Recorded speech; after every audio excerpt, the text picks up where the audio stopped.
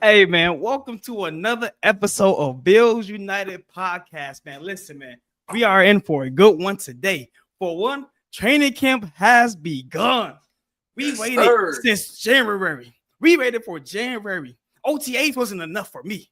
But now it's time to see where the big dogs and how these players actually line up against each other. It's that time Sir. right now, HB. How you feeling, big dog? Oh, How you dude, I'm feeling? feeling pumped. I am feeling pumped, man. Football's back. I'm starting to see all the Instagram feeds, all the Facebook feeds, Twitter feeds. Everybody's coming back into camp. We got a couple people in the pup list. You got Spencer Brown, Cedric Van Pran Granger. You got Dawson Knox, non-football related injuries. I don't see nothing serious coming out of it. Give them a little bit more time to recover before you really get the pads on. So there's that. You got the red helmets. We finally got our red helmets back. So that's something huge for us. I mean, regardless if we only gonna get it twice for the whole year. I mean, I think that's a little sus, but I mean, let's see what we got going on also for those division. So those division, what is it called? Those division jerseys for the Patriots Bills game. That's gonna be gonna be something because there's some talks about that being that gray Nickel City joint. Boy, that's gonna be beautiful, my boy. And big shout out though to Nickel City Wrestling. Speaking of Nickel City Wrestling was probably one of the greatest experiences that we have had in quite some time. Bills United podcast. We finally went out there, did some promoting and promote these shirts. So go out and get your shirts, people. You got to DM us whenever the time comes that you want to get a jersey or a shirt. Yeah, man, I'm looking forward to today's podcast. It's gonna be a lot of fun today. Oh, no, for sure. So before we do this, hey man, shout out to Sandra L. King. Good evening. What's going on, baby? What's going on? How you feeling? Yes, ma'am. First of all, hey man, before we even get started, man, hey, listen, man, we have some special guests today, man. They are an upcoming podcast known as The Last Seed, man. So, hey, listen, man, I am honored to have them on our show today. So I want to introduce y'all to our brothers, man, our friends, man, great people, man. To John and Ty, man, what's going on, my brothers, man? How are y'all feeling? What's up, boys? Feeling good. Feeling good, man. Hey, listen, man. Y'all know training camp is around the corner, man. I just let me know how y'all feel, man. How's the energy within yourself, man? How y'all feel? It's pretty exciting, honestly. Like all this time without football, I mean, you just see, like you guys said, like the Instagram posts are coming back. You know what I mean? Me and Ty have been planning. You know what I mean? Talking about like the games.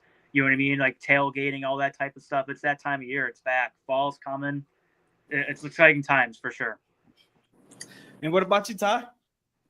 Yeah, I gotta agree. I mean, I remember like a month ago telling Johnny, I can't wait for football, and he's kind of like, "Hey, let's get through the summer first, let's get through the summer." But I'm sitting here like in the back of my mind, like, man, I can smell it, It's almost here, and we're back, man. Yes, sir. Hell yeah. So real quick before we get into any of the topics tonight, I got a few questions for you, but I'm gonna start with John first. So, what are your expectations for this season? What are your expectations so far coming into this season? I would say so. I'm expecting a great season. Like looking at the schedule, like I'm not as opposed to like years past when I a little bit more so. I was like, this seems pretty tough. This schedule doesn't really scare me that much. So I mean, you know what I mean. Winning division, I think, is bare minimum. You know what I mean? Obviously, everyone wants to win the Super Bowl, but I think us, the road to the playoffs seems a lot easier this year, in my opinion. So we can get there. Pretty easy. I think that's a good thing. Okay, what about you, Ty? Yeah, kind of like to piggyback off what John said. I feel like everything's just set up for this to be our year. We just got the news today with the red helmets, the throwback. That's why I had to throw the throwback jersey on. Oh, for sure. I feel like we really have a good chance at that one seed, and I'm just hoping it all rides through Buffalo this year. Okay. So overall, with you coming into that mindset, what do you think the record's going to be this year? For record-wise, yeah, I'm thinking about like 14-3. I would say. I still, Philly's on the schedule. That's a tough game. Baltimore, I know we have our way with Baltimore, but it's the first game of the season. Are we going to be ready or not? And another team, I'm not throwing the Jets out, underneath the bus, man. They have that good defense. Justin Fields, I never, said anything bad about Justin Fields. So they could be a team to watch. So, maybe we split a series with them or something.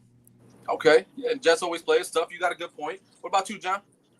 I'm gonna go a little lower and say 12 wins. Not that I don't have high expectations for this season, but I feel like we're sort of more so a team now more than ever that I think we might get a little bit, for lack of term, lackadaisical in a couple of regular season games and might let our guard down a little bit.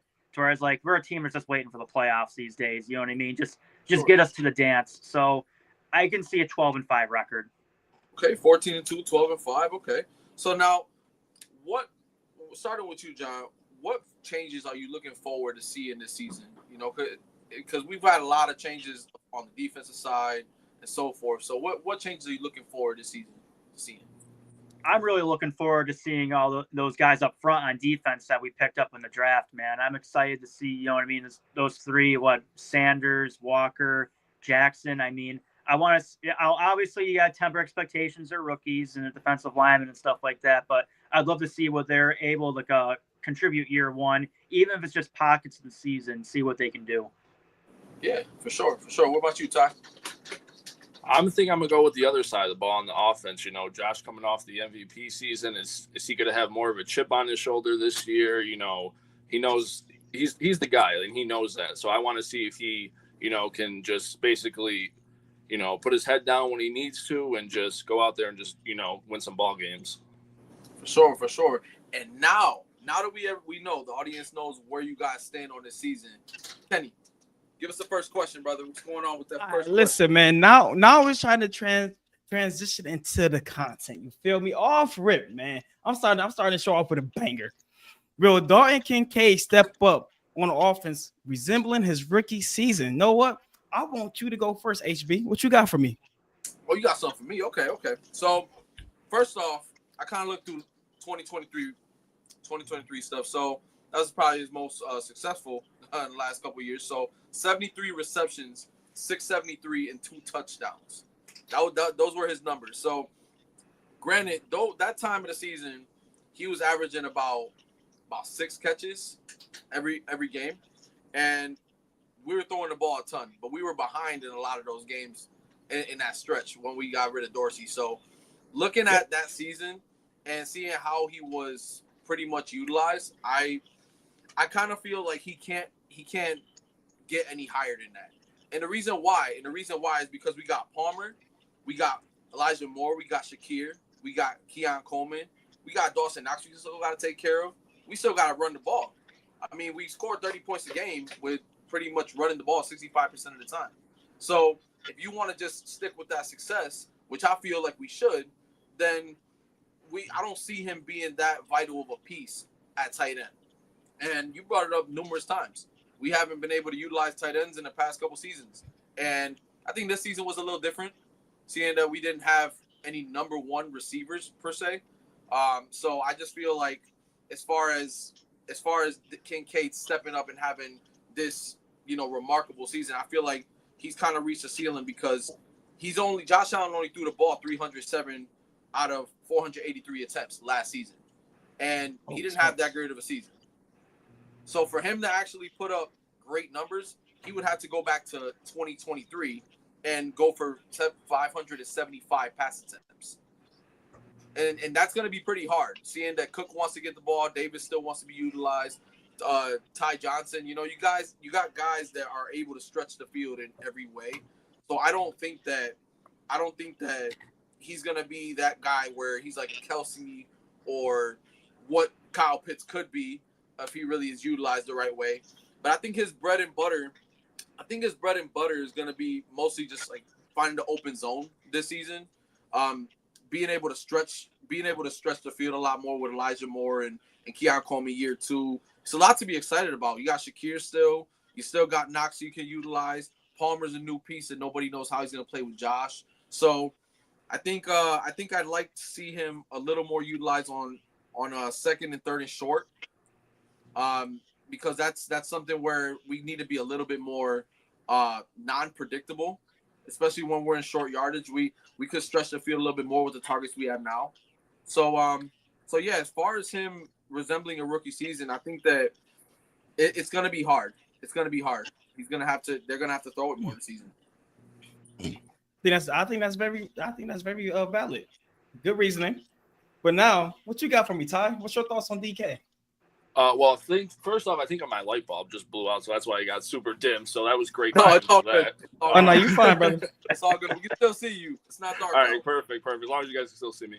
But yeah, I mean, those were some great points. And that's the thing. This offense is so high powered. You know, the everybody eats mentality. So it's like maybe it's Kincaid one game, maybe it's Palmer the next, maybe it's Cook and Davis. You know, and just a game where we run the ball. My thing is, I think this is really that make or break year for Dalton Kincaid. He hasn't been a big touchdown scorer, and like you said, there's only so many targets to go around. I think the key for him this year is going to be, can he get in the end zone? He's only had 2 touchdowns in each of his first 2 seasons, so he's got a total of 4 touchdowns. Can he get up to maybe 5 or 6 or something? Just even if he's a red zone threat, we don't really have that, you know, consistency with the tight ends and whatnot. So I think this is the year for him. Not saying he has to have 100 catches and 1,000 yards and 10 touchdowns, but, you know, maybe he gets up there with 30, 40, 50 catches, you know, put up 500 yards. Maybe he's got, you know, 5 or 6 touchdowns. And I think something like that would be solid, especially for our offense now with, you know, like you said, we can throw the ball, we can run the ball, we can pretty much do it all. But he's got to stay healthy too. For sure. Like it, what you got for me, John? I mean, I have to agree with a lot of what Harry and Ty have said. I mean, like, you got to look at, you know, and let me preface this by saying this.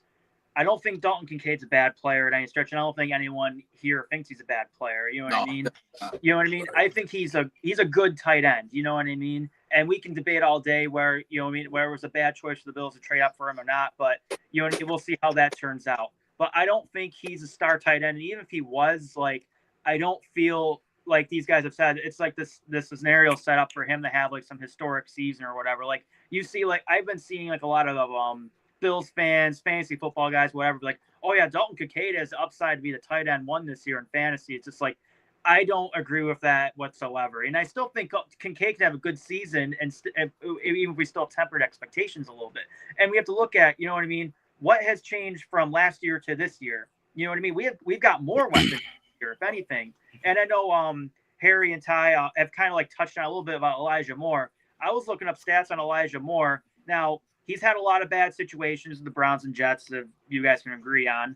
But in rare cases, he's had decent quarterback play from Jameis Winston and Joe Flacco. Not Josh Allen level, but, you know what I mean, suitable guys. You know what I mean? Guys that can at least get the ball out. Over a 17-game stretch, if he was to average numbers that he does in those games, he'd get 800. I think he was around like 830 yards for a 17-game season. Now, people can scoff at that all they want, but that would have been our leading receiver last year. So you're entering to the fray along with Palmer. You know what I mean? Like, and you know, so basically Palmer's replacing Matt Collins. Love Matt Collins, by the way, but the guy was mostly a run blocker out there. You know what I mean? So that's where we're going to miss him more for, not his receiving skills.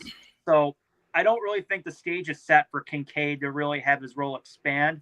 But like Ty said, I have to agree with that. I would love him to see him be more of a red zone threat. So maybe yardage stay the same, but you know, I would love to see 6 or 7 touchdowns.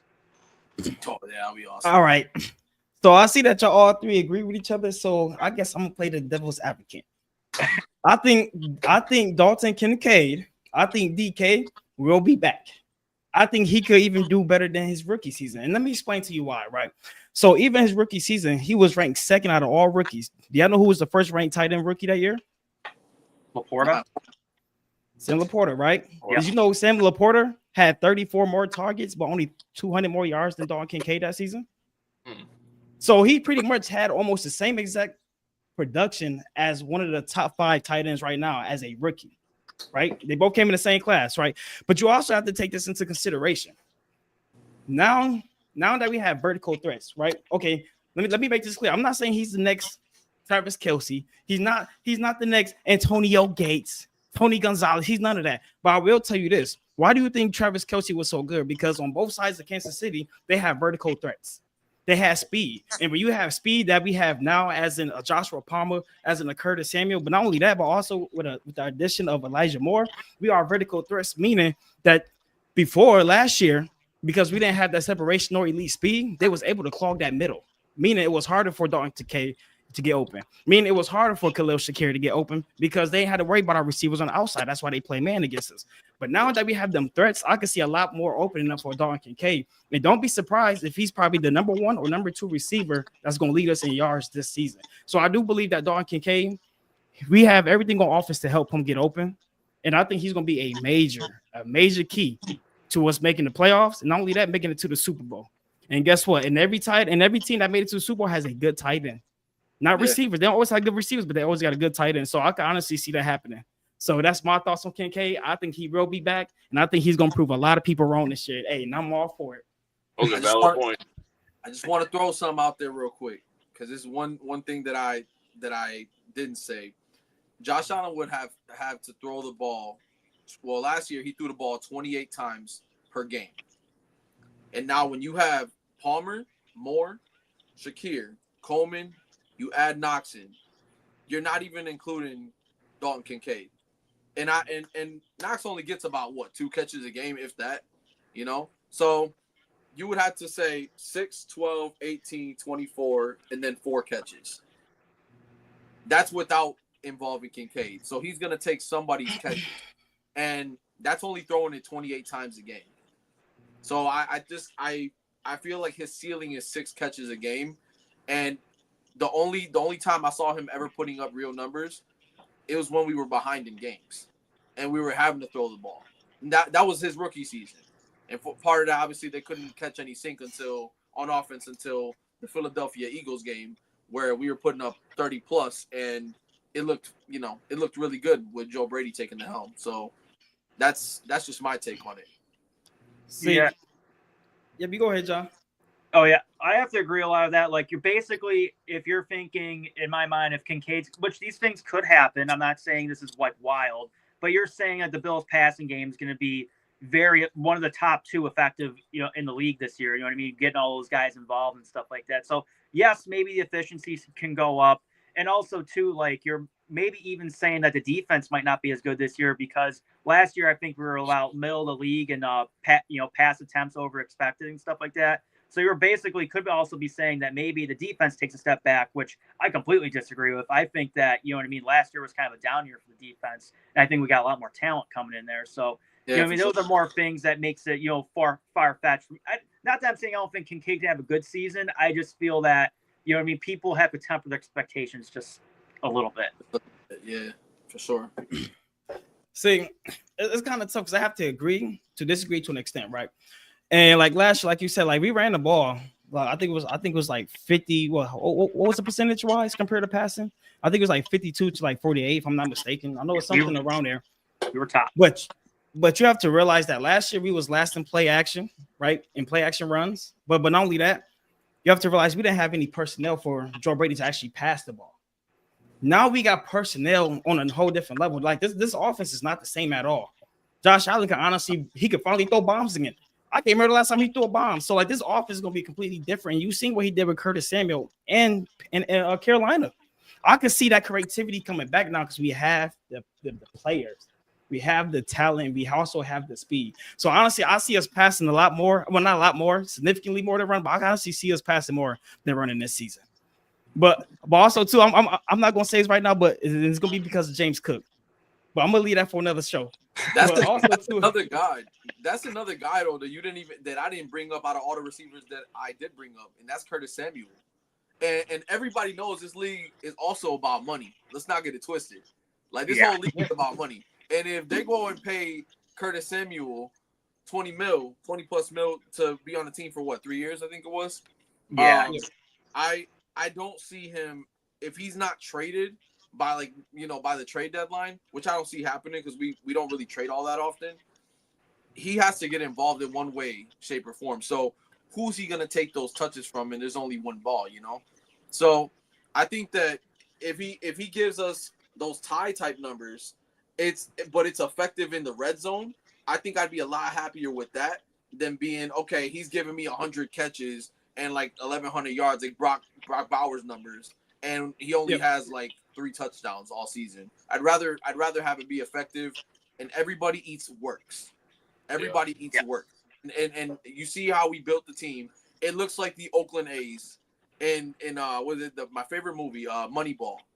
It's perfect. Like Brandon Bean is literally Billy Bean, and he's like putting everything together, and he's doing it on a budget. So, I mean, I would, again, like John said, temper expectations, but then realistically think with one ball, I'm thinking more tie type numbers. Okay, now it's definitely valid. But now check this out, right? I want to get your opinions and thoughts on this, right? And I want to start off with you, John. Do you think the changes we made on defense during the offseason is enough to get us over the hump? Take us away, brother. So that's a tough question to answer. You know what I mean? Obviously, the defense was much maligned after that championship game against the Chiefs. You know what I mean? You saw Brandon Bean have his way with the radio station, basically calling them a bunch of idiots for saying that, offense was the problem and stuff like that. He basically said, you know what I mean? Look at all we did in the draft. And really, you know what I mean? The thing is with the draft, when you take all those guys, even though I mentioned them, I like them, Walker, Sanders, Landon Jackson, all their tape's going to look good in college. You know what I mean? So it's going to be hard to see, you know what I mean, what those guys can contribute the first year, especially as rookies.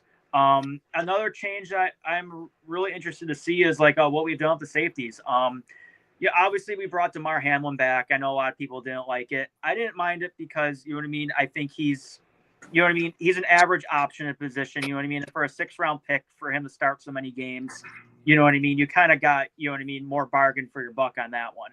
But I feel there's more upside to that position. And you saw the moves, all the moves they made in that position.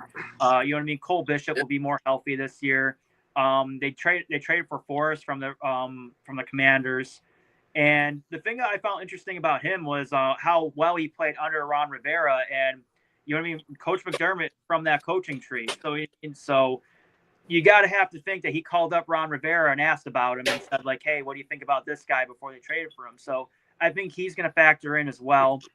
So I'm interested to see what's going to happen on the defensive side of the ball. I'm excited to see it. I think we got younger, we got better, we got faster. You know what I mean? They definitely saw what happened last year and said this is not enough. The big thing about the defense I've been saying for years, even when we were good, is that even though we had like a lot of like solid players, we never had like that one guy where it was like, hey, we got to watch it. We got to double team. Like Von Miller wasn't his prime. You know what I mean? Like, obviously we brought him in hoping that he was still in his prime. He wasn't.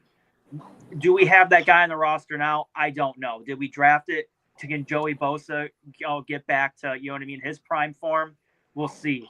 But, you know what I mean? A lot of questions still.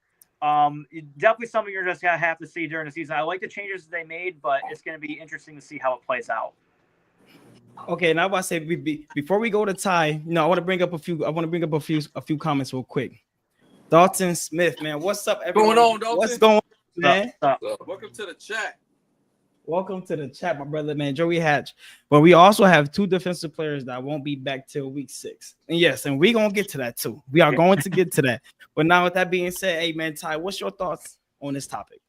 That comment was something I was going to bring up with Ogunjobi and Hoyt being out the first 6 weeks. Not only do I think that the defense, what they've done, will be enough, I think it has to be enough. Love it. We're playing our cards right now, and it's not like we have a ton of cap room anymore or anything like that. I mean, obviously, trades could swing throughout the season and stuff like that, but I think this is the perfect example for, okay, we got 2 guys out for the first 6 weeks. They went crazy on the defense, which I love in the draft. It's their time to shine now. I mean, obviously, you got to let these guys get their feet wet. They're playing in the NFL for the first time and whatnot. But I think, offense, let's just push them to the side for a second. We know what they can do. We know how explosive they are. They haven't been the problem. It's been that defense. We couldn't get off the field on 3rd down last season, if we wanted to. And I think they really, what they did is what all the Bills fans wanted. Go heavy on the defense, do what you got to do. And I'm not saying it's something that's going to develop, week 1, Sunday night versus Baltimore. It's going to take a little bit for these guys to get used to it, get used to playing next to, Ed Oliver, Greg Rousseau, guys like that. And then I think really when you can find that good rotation and keep going, that's one of the things I love about our defense and our defensive line is you don't know which guys are going to be out there because that rotation is constantly going. You constantly got fresh legs, and that's the thing I love about it is you can send all these different packages, all these different guys at people where, oh, you might be game planning for Oliver on second down, and then you look and he's not even on that side of the field. He's sitting down because they got, 4 or 5 other guys in there. So, yeah, I think just to simplify it is, I think the changes they made have been great. Johnny, like you said, the safeties, I think it's really going to be one position where it's like, besides corner, where we don't know who that cornerback 2 is going to be yet. I think the safeties is going to be, who can really step up in that back end. Besides Taylor Rapp, if Bishop can stay healthy. I love that they brought Hamlin back because, this guy knows the defense. You're not paying him a lot of money either. I thought it was a no-brainer to re-sign him.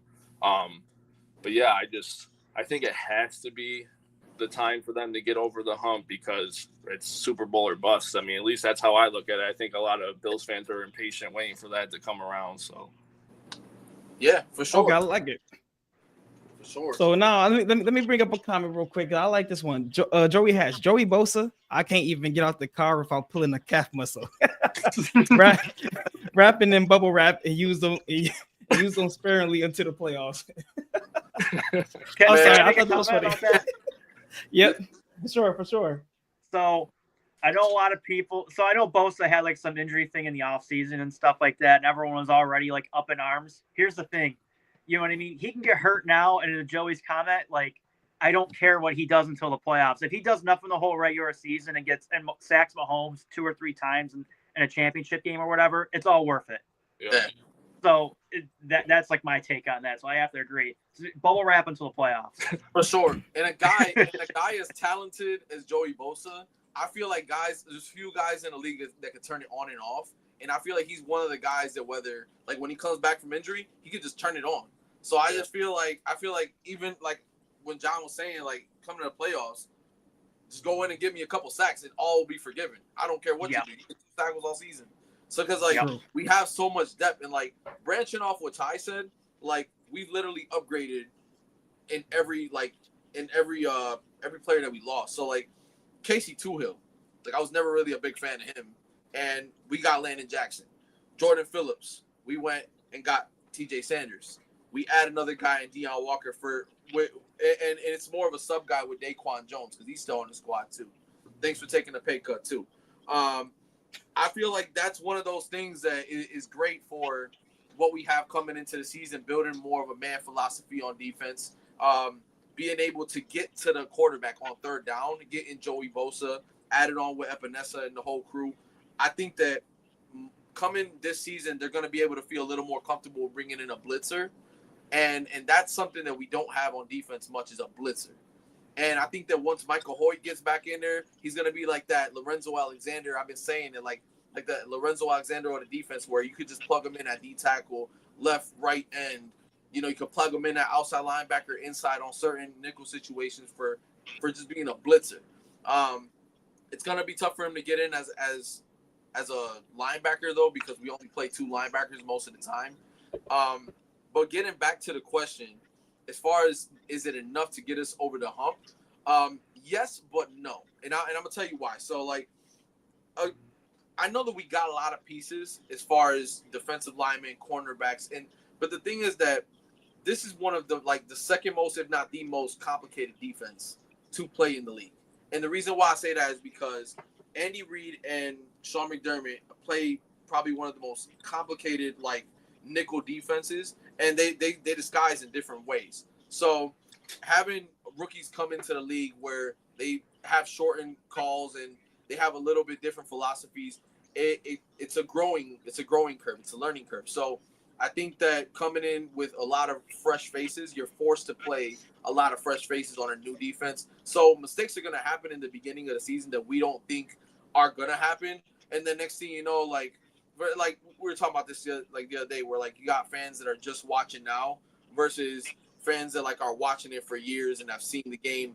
I think that the expectations are going to be Josh Allen's coming off MVP season. We're going to just come out all fire cylinders with new weapons, new toys. No, you need chemistry. You have to come in with a rapport already. Defense, we were that good on defense in certain situations because everyone knew each other. So now you have a lot of young cats coming in. It's a new generation of players. I see a lot more of the Bills when we first got Jordan Poyer, when we first got Micah Hyde. We have players like that are already in the league. They already had that rapport in the league. They're not rookies, but they're new players now, and they gotta learn a whole new philosophy. I can see a lot of mistakes in the beginning of the season where it doesn't look as promising as what we think it's gonna be. And then as the season matures, I think that we're going to get hotter and hotter just at the right time. Because this league is also about getting hot at the right time, especially on defense. So yeah, no, you guys touched a lot on those topics. Larry Ogunjobi, Michael Hoyt coming back in. Ogunjobi is in nasty shape. This dude, if you check his IG, this dude, if you run into this dude, you don't want to fight this dude. This dude is huge, and he is fast in the interior. Like, he doesn't look anything like he did in Pittsburgh. And I know he had his issues in Pittsburgh, but everybody has their one-offs nowadays over there. I just feel like communication is going to be a big thing this year on defense. Adjustments at the man defense with Mike Pellegrino at defensive at Nichols coach. I think that's a big thing. Run gap integrity on defense. Ken and I hit on this last season. Oh man, no run gap integrity at all. Like we were literally getting ran through until like we're up 20-something points on the team, and that was the San Fran game. We were just up on them crazy. And in the beginning, it was pretty tight. But if we don't get well ahead, they're running on us all game. And now I feel like that's where we've improved. I think T.J. Sanders is a big piece to do that. And Landon Jackson, man, I can't wait to see him. He looks like an animal. That dude looks like an animal. That's a big boy. Yeah. Big nimble big boy too. Yeah, I'm about to say now he definitely stacks. So I'm not gonna lie. I'm gonna start my little my thought process off with Joey Hatch comment, man. We actually won't know our starting defensive lineup until after week 6. So I'm gonna start off like this, right? As a fan, as a person who love my team, I'm stuck between a rock and a hard place. Because at the end of the day, yes, we have, like, for example, yes, we drafted Deion Walker, we drafted T.J. Sanders, we drafted Landon Jackson. But at the end of the day, we don't even know how their game is going to translate into the NFL. I will say this: we have got better in depth in every single position when it comes to our DBs, our safety, and even our defensive line. We are better, but at the end of the day, we don't know what this team actually look like. We have not seen the product. Landon Jackson getting hurt on PUP. Even though they say he will come back, but he have an injury history. He had 3 ACL surgeries. He had 2 in high school and 1 in college, and now it's his neck.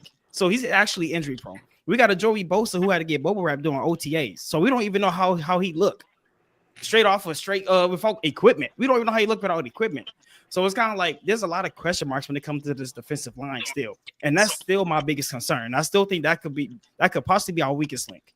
Now let's even go to the corners, right? So with the addition to our cornerback coach Mike Pellegrino, right? He has a different philosophy. The Bills is a heavy cover 3, nickel coverage team, nickel package team. This is the defense we play, right? We play a lot of zone. Mike, he's a man-to-man team. I mean, a cornerback coach, right? Yeah. So now with that being said, the problem is last year when we played man, Rasul Douglas got cooked. Last year when we played man, Christian Benford got cooked. These are not man coverage cornerbacks. They thrive in zone coverage. So to be able to see how he's going to mix their philosophies together, I don't know if it's going to be during mid play or it's going to be during after the season. I feel like that's a lot to ask for. And even with Maxwell Harrison, people don't understand with Maxwell, like in college, he actually got cooked a lot, but he had that recovering speed that helped him a lot. He has a lot of recovering speed. He's a zone guy. So that's one of my concerns. Even with Trey White, he's a decent man, but he's old. He don't run like he used to. He don't move his hips and switch his hips like he used to. So it's like now with us bringing him in, I want to know how him and Bobby and Babbage is going to mix their philosophies. So that's a big question mark to me as well, because we have players that struggle, and then only that you didn't draft a person that plays in man coverage in college. So it's kind of like I'm a little confused about that. So I feel like it's a big question mark, but I am confident in our linebackers, and surprisingly, I'm confident about our safeties. I'm not worried about either one of them. And the reason why I'm not worried about our safeties, because if our defensive line is healthy, and they do play the way what we expect them, they won't have to worry about much. Sure. And if our defensive line is also healthy, that's going to actually help us in man coverage. So, in my opinion, it's a lot of question marks. I'm not really confident in this defense. Yes, I am happy about it, but I'm not confident until I see the product on the field, because it's been year after year. I'm like, okay, we did get better.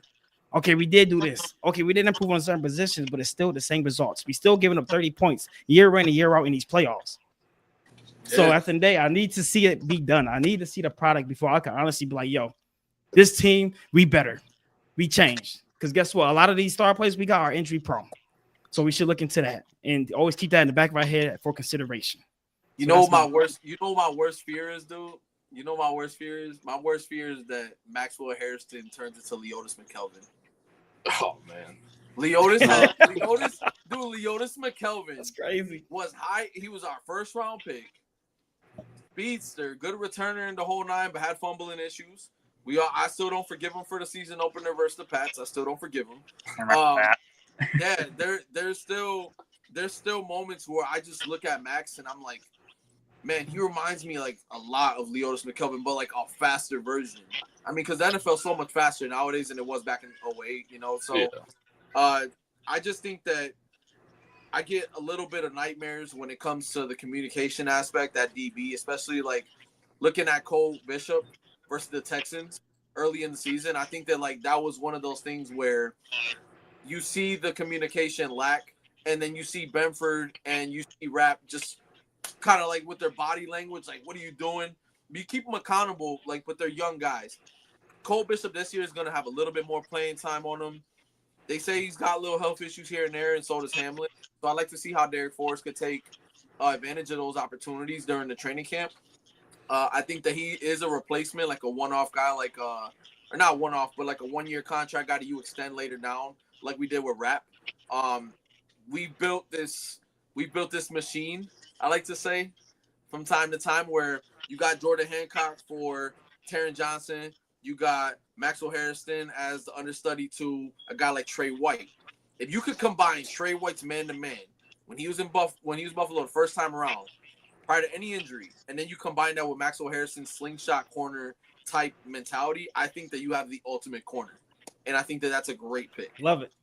But my worst nightmare is that he becomes like Leotis McKelvin, where he just schematically can't get certain things down.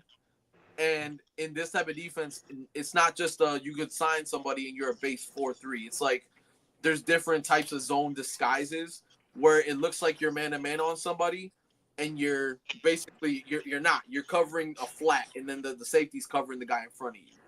So I like to see how the communication is gonna be this season. And I'm not gonna lie, I want to add a little part B to this question, and I want to start off with you, Ty. So this is the part B to this question. So, in your honest opinion, when it comes to our defense, where do you think is our weakest skill set position? Where do you think we are weak at? What's going to be our weak link on defense, in your honest opinion? Are you talking about like player-wise? You're talking about position-wise? Position-wise. Position-wise, I think of right now, I mean, the names sound good, but I want to go with the D-line just because we haven't seen them play. And I mean, I think it's easy to say like corner because we don't know who the cornerback two is. I think it's easier to say safety as well, but to me, it's the D line just because we haven't seen, like you guys touched on, we haven't seen these guys transition from college to the pros yet. I like what they did. I agree with what they did in the draft in the offseason, but obviously that doesn't mean that, like you said, that these guys are going to go out there and play well or stay healthy or anything like that. So until I think we can rush the passer, get the sacks, or even we don't need 5 sacks a game, but if we're getting the pressure to where the quarterbacks got to throw the ball away, rush it, they underthrow receivers that lead to turnovers, that's what I want to see. So for right now, I think I would go with the D line just because we don't know what's coming yet. Okay, love it, man. What you think, John? I'd have to agree with the D line. Like Ty said, just so many unknowns, a lot of young guys coming in. I'm excited, but you know what I mean? Obviously, we got to see how those guys, you know what I mean, contribute year one. You know what I mean? Not every D line is gangbusters right away. I mean, heck, Bruce Smith, probably the best Bill of all time. He even had his struggles early in his career at times. You know what I mean? So I don't know. I would have to say the D-line, but I'm really, really pumped up about it. Obviously, other stuff, linebackers, as long as Milano and Bernard stay healthy, I don't think we really have much to worry about there.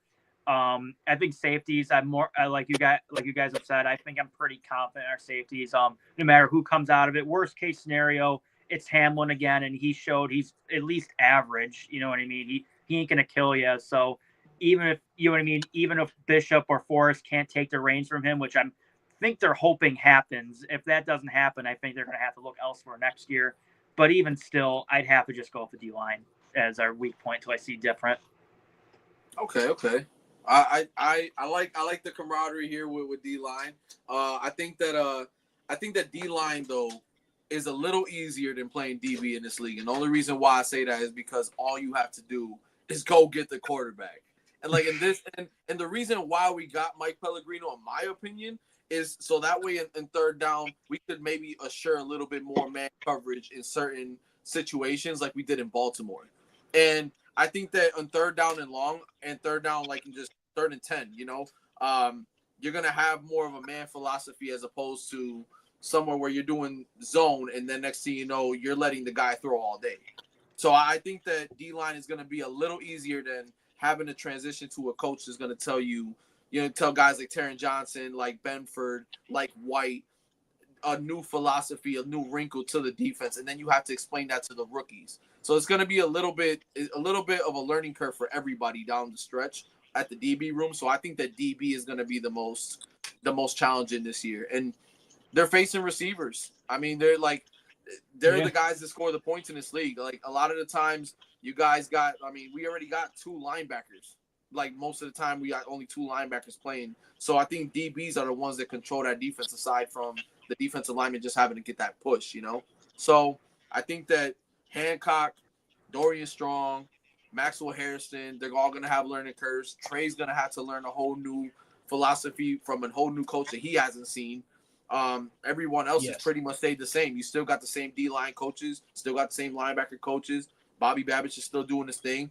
It's just more adding something different where you're not letting the quarterback throw all day on certain downs. So I think that DB is going to be the most of a learning curve for this whole season. Yeah, honestly, I can't disagree with you, bro. Because like I said, even with our cornerbacks, it's a lot of question marks. And plus, only corner that we still have here from last year is Christian Benford, pretty much. With the addition of Dane Jackson, we brought back Trey Wright and Maxwell Harrison. We have no idea what they're going to look like back in the system. So I 100% agree with you, brother. But now I want to bring up this question from Joey Haas because this is a simple answer to this. A lot of players we got, and HB actually brought this up as well. A lot of players we have got injuries, and that is why Brandon Beane always wants to give the injured players the chance to show if that they have game left in them. And this is our downfall. There's a simple answer and a simple answer to this. Just 2 simple answers. We broke. We are a poor franchise. We are money budgeters to the max degree, whatever you want to call it. We are poor, football bro. Team. Cookie cutting football team. Yep. We'll die for some loose pennies right now. You feel me? In a Yeah. minute, we will have some water boys on our teams on our field. You feel me? So that's what we looking like. Yeah. All right, so I'll transition to this, man.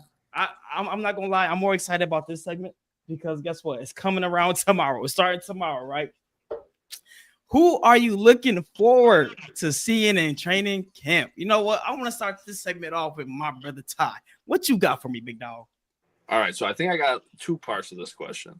So who I'm most forward looking to player-wise, I got a couple. I'm going to go with Elijah Moore to start. I feel like I've seen so many videos, so many interviews and stuff of just the work he's putting in. And I'm not saying he didn't try as hard in Cleveland or anything like that. But, I mean, there's just – I feel like a little fire that got lit underneath of him. And I've been an Elijah Moore fan, and I just think that I don't want to say he's the missing piece because obviously our offense was fine without him.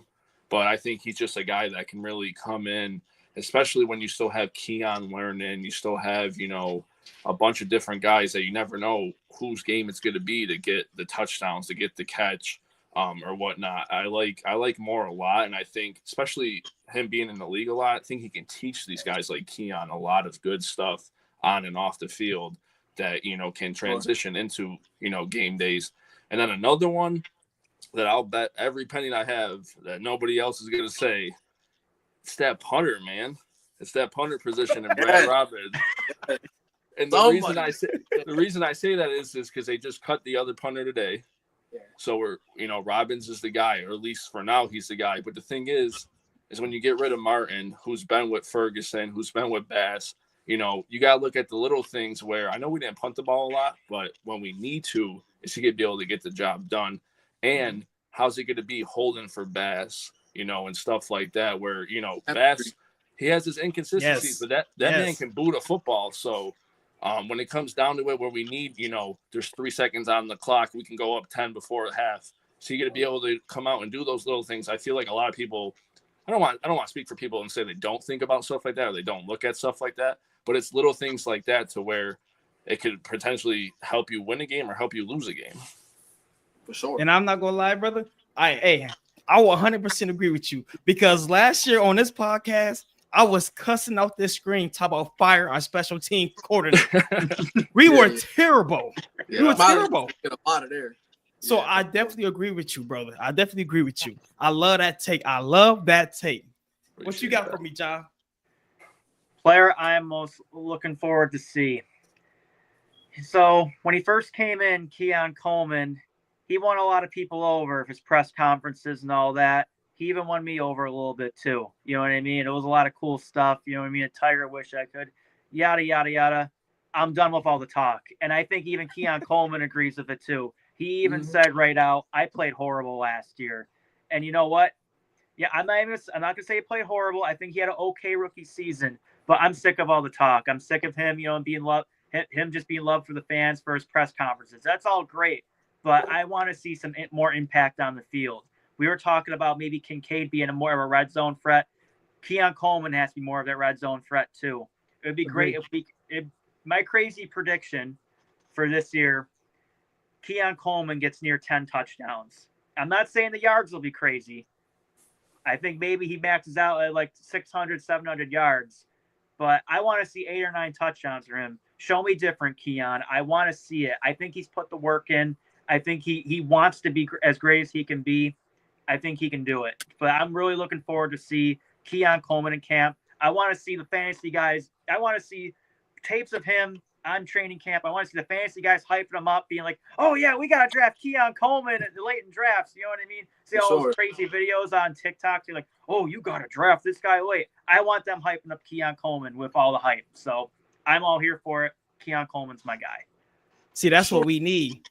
So before you go, HB, we have a new person in the comment section say, man, Roy Collins, what's going on, man?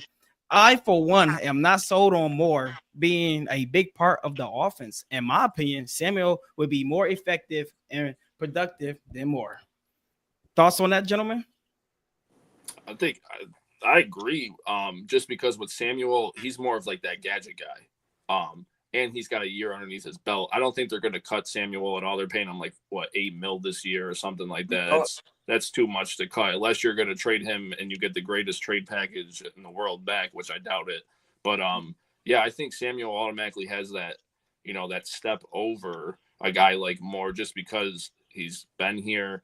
He's, you know, knows the offense now. He's a gadget guy. And, you know, with a guy like Moore, it's just kind of like, you know, is Samuel going to be teaching him some of the stuff as well because he's been here or not? But that's a great comment. No, I definitely agree. Hey, man. Hey, Roy Collins, man. Thank you for tuning in, man. Hey, man, you have any more questions? Keep putting them down. Maybe we're going to keep answering them. But now, HB, man, who are you excited to see, man? Who you look forward to seeing in training camp, brother? Oh, he's getting referral. All right. Oh, no. All right. So yeah, please, two of you. So please bear I with was me. like, what's wrong with him? Yeah, bear with me because my other device, I don't know why it was on the charger, but it died. Screw technology. But yeah, no. So I kind of got to second that, but with a little caveat because I do want to say Elijah Moore. I do want to I am anticipating on seeing him this training camp, just because I want to see how much chemistry he built up in this time that he had off in the offseason with Josh, and just aligning that with his talents. I think that like it's a spark that we needed for our offense. But I mean, Ty brought up a good point, like a year under his belt already, and like having to build that chemistry with Josh already. And then what he did in the playoffs was far more than what like other receivers did on our team. And like, and that's one thing. And that he was getting healthier as the season was progressing. So I don't see Curtis Samuel really taking a backseat to someone that's new, but I do see wrinkles when we go into spread offense, which we probably could go into at a later time before the season starts. Because the spread concept, I think, is going to be something where we couldn't utilize it last year, but I think it's something we're going to utilize heavily this year, having so many different targets. With that being said, I think Elijah Moore is like one of the guys I'm intrigued to looking at. But I want to see TJ Sanders, man. That guy had a chip on his shoulder in one of his interviews, and he's saying that he wants to be that every down defensive lineman for our team. And like against the O-line like that we have going into training camp, I think it's going to be the perfect time for him to prove himself and see when the pads come on how he's going to look like. Another guy, Cole Bishop, year 2. I would love to see how Cole Bishop can adjust from year 1 to year 2. Muscle maturity, being in the same scheme, being new also to that wrinkle on defense. He has to be the guy that steps up, aside from DeMar Hamlin, which signed to another year. Again, if DeMar Hamlin has to be the guy to step up, I'm not going to lose any sleep over it. But I feel like when it comes to DeMar Hamlin, I feel like he's one of those security blanket guys that are going to teach guys like Derek Forrest the defense. Whenever Cole is slipping up, I think that Cole's the long-term guy. So I think that he has to be the guy to step up. He has no option. He has to step up this season. For sure. See, I definitely agree, because I'm not gonna lie. I actually agree with John, right? And I am most excited, and who I'm looking forward to is Keon Coleman development. But I'm gonna tell you why. Because last year, right, the Bills faced man coverage 56.2% of the time last season. That was ranked 4th amongst all NFL teams, meaning that teams did not respect our receiver core, nor did we have any separation. We didn't have no personnel at our right receiver position, right? So now with the addition to Joshua Palmer, our receiver room is already better, because right now at his age compared to Amari Cooper, Joshua Palmer is by far the superior wide receiver, right? So our wide receiver is already improved. And I feel like if Keon Coleman really did develop his route running and his separation, that I feel like this offense could be nearly unstoppable.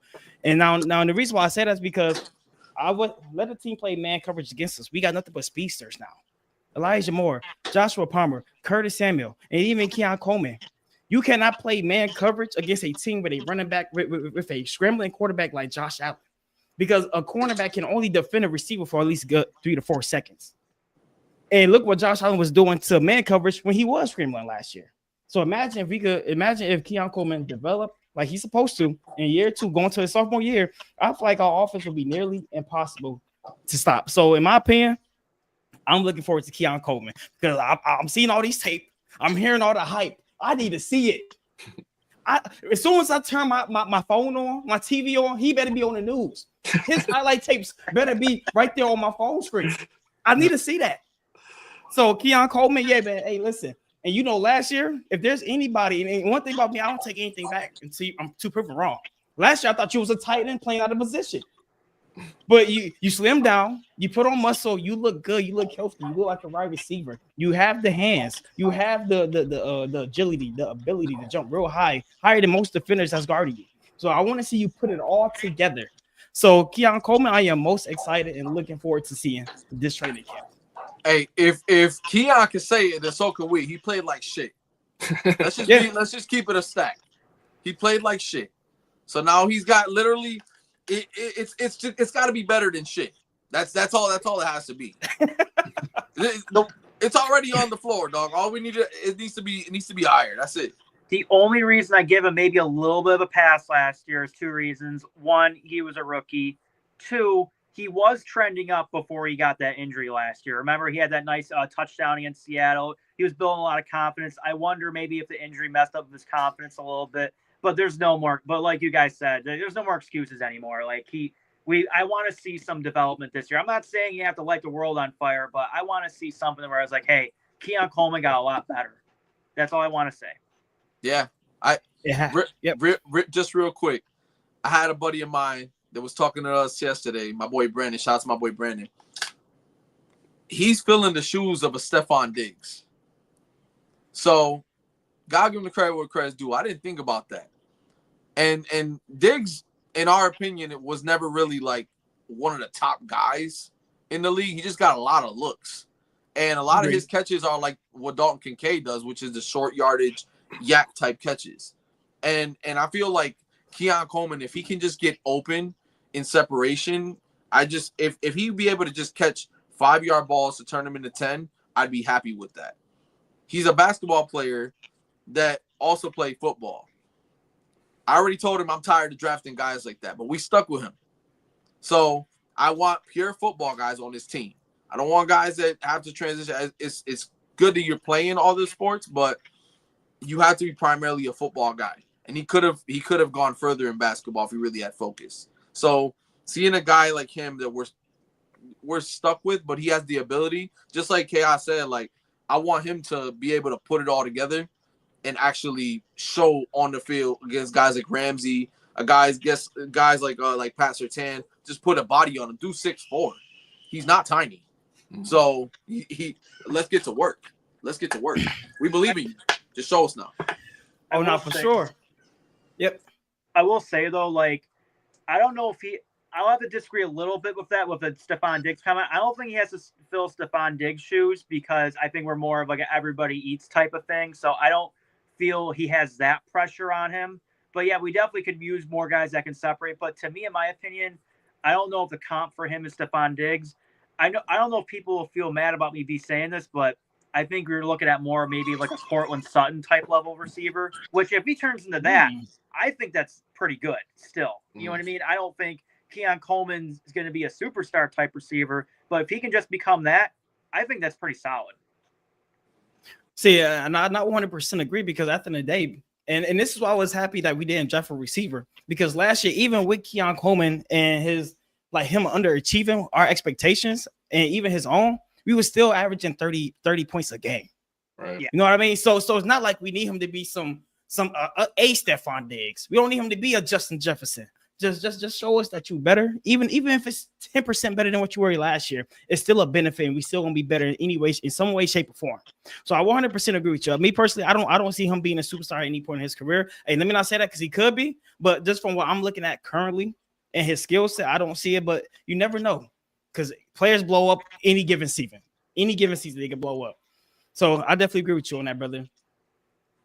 So, hey, man, we got Roy Collins, man. Tommy from Mafia Sports Report recommended y'all. Thought I'll check y'all out.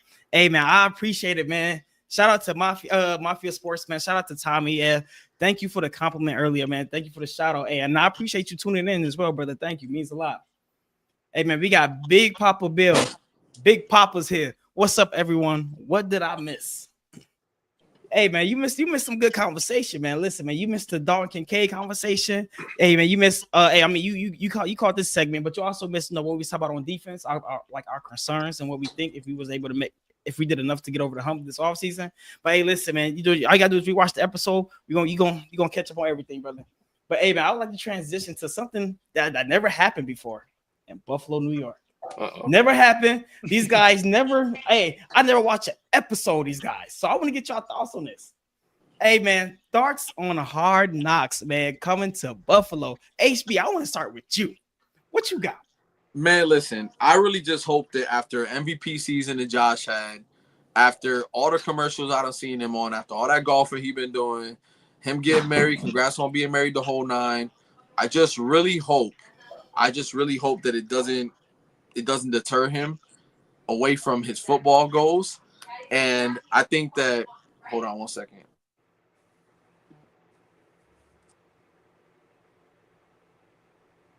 But also too, man, for everybody that's watching, man, for everybody that's listening, man, go on YouTube, man, look up Bills United Podcast, man. Hey, man, leave a like, comment, subscribe to the channel, man. We go live every Monday, and with the season starting, we're gonna try to do 2 shows a week, man. So definitely go subscribe to our channel and hit that notification button, brother. Go ahead, brother. All right, so HB a little busy. Hey, what about you, John? I'm gonna let you go ahead. What's your thoughts on Hard Knocks? So usually 9 times out of 10, I would not be really too enthused about my team being on Hard Knocks. To be honest, I feel it brings a lot of unnecessary attention. But I feel one thing, I think at one time as a Bills fan, I think it's pretty cool. Second of all, we are a team to whereas like we've had our head coach here, McDermott's been here how long? Like I don't even know what it is right now, 8-9 years about. You know what I mean? Josh Allen's set in his ways. I feel like we're a pretty set team to whereas I feel the culture can handle it. You know what I mean? I think the guys will stay pretty focused. It's not like all those years of drought, for example. You know what I mean? They usually pick a team that, you know what I mean, didn't make the playoffs the year before for Hard Knocks. And, you know what I mean? It's not like, you know what I mean, we have like a bunch of stuff going on. We don't have like a rookie quarterback coming in or a new coach. So I think it's going to be okay. So I'd say I definitely agree with you. And like one thing about me, I can honestly say this. I'm actually very excited about it. And the reason why I'm excited about Hard Knocks is because for one, we finally get to see what goes on behind closed doors. Mm-hmm. We finally get to see what goes on with this coaching staff and how he coach up our players. Sean McDermott mindset on how he looks at the team, on how the players actually communicate with each other. Let's see how they act when they are off the field. You know what I mean? And it's like, I am really intrigued by that because that's something I always want to see. I know I ain't the only one that used to go on YouTube and try to find videos like that. Mm-hmm. You know what I mean? So it's like now we actually have it. And I know everybody talk about, the Hard Knocks curse. That is baloney. Because at the end of the day, the Hard Knocks curse is usually a curse because they usually go to the worst teams. Exactly. They're not going to be good anyways the following season. That's why they there. So hey, for anybody that believe in that bold jive, get rid of it. It's not true. We still gonna make the playoffs. We even probably gonna bring us a Super Bowl champion, bring us a home ring, man, a trophy, and put it up on the banner next year. So don't worry about none of that. So me personally, I'm excited about Hard Knocks, man. So what's your thoughts on it, Ty? How you feel? Yeah, I'm excited too. I've been a fan of Hard Knocks, like just because, like you said, being able to see that behind the scenes stuff, I think is just super cool. I mean, the Bills were never eligible for, Hard Knocks the past handful of seasons because they've been good. And like you said, they only took the teams that, missed the playoffs and stuff like that. I'm trying to remember who it was. It might have been Steve Tasker and Chris Brown on One Bills Live on the radio show I listened to said, this might, if it's up to the Bills, this will probably be the most boring Hard Knocks you'll ever watch.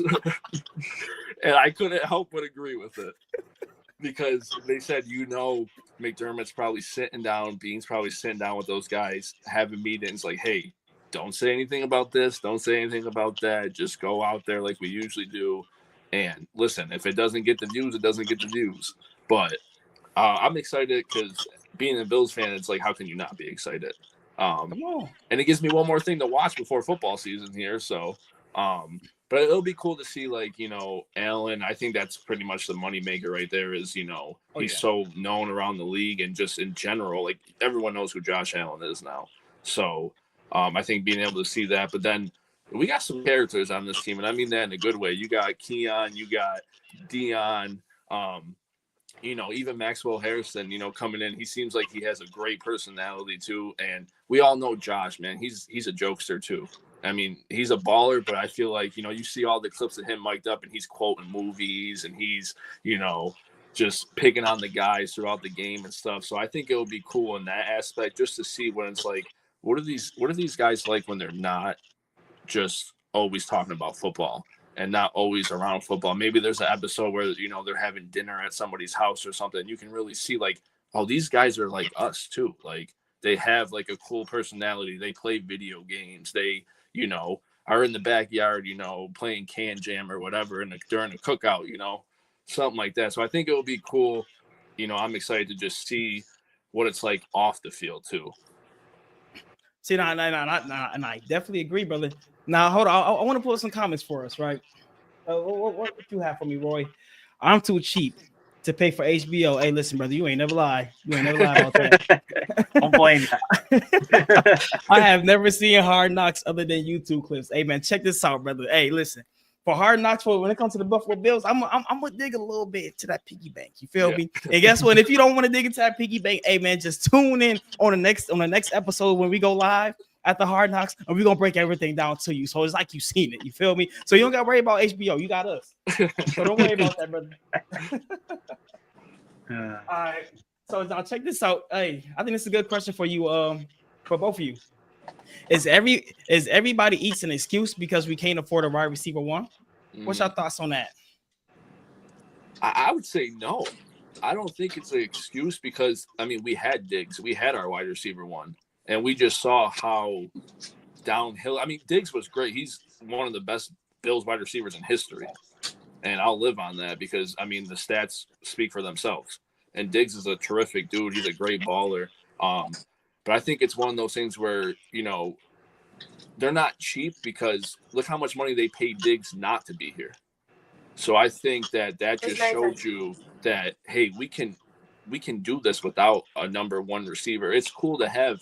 I mean, dude, I'll take Jamar Chase. I'll take Justin Jefferson, A.J. Brown. Give me all those guys. But the thing is that look at the Bengals now paying their two top receivers, and they don't have a defense, though. So at some point, you can pay one guy. You can pay two guys. But at some point, you're not going to be able to pay everybody. So I think they can, and they're showing they can win, and our offense isn't the problem with not having that star wide receiver. Love it. Love the response. You got anything to say about that, John? Yeah, I mean, the offense was very effective last year without a quote-unquote number one receiver. So I can get, like, the concerns if our offense wasn't good last year, but I really don't care if we have a number one receiver or not. If we average 30 points a game next year, you know what I mean? Who cares if they call them all number two, number three receivers, whatever. And who knows? Maybe one of those guys develops into a number one receiver. That's what happens a lot of times when you get guys through the draft and stuff like that. You know what I mean? Like, look at Justin Jefferson, Jamar Chase, for example, who Ty just said. Those are guys that, you know, those teams drafted. You know what I mean? And they developed into those guys. You know, they were gangbusters right away. Don't get me wrong. But still. See, I definitely agree. And then, hold on. Oh, before I pull up this comment, HB, I'm about to say, we never got your thoughts on Hard Knocks. So, as far as Hard Knocks, I just don't feel – I really hope that, you know, just to sum it all up, because I know I kind of missed a couple things, I just really hope that all this attention doesn't backfire on us, because the history on Hard Knocks is the guys that usually on Hard Knocks are the guys that end up on the shit list. So as far as like the same year.